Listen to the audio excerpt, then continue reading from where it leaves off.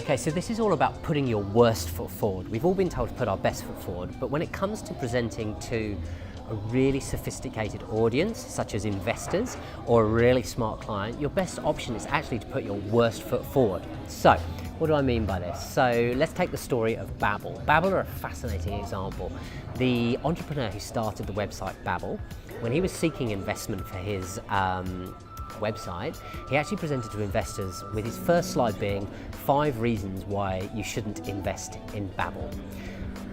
He managed to raise $3.3 million to launch his company. Roll on 2 years later, he was asked to present to Disney. He presented to the board members of Disney, and one of his slides in his presentation was 5 trends, cultural trends that could crush Babbel as a business. Now, on both occasions, he managed to raise big dollars. 40 million was the second one. And the reason for this is that when you put your worst foot forward, it does a few things which are really important for a sophisticated audience.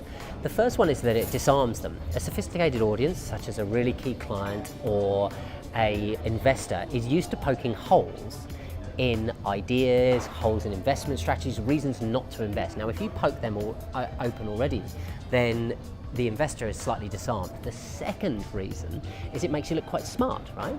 So any amateur can appreciate art, but it takes a critic to really criticize it, and that's the way our minds are wired.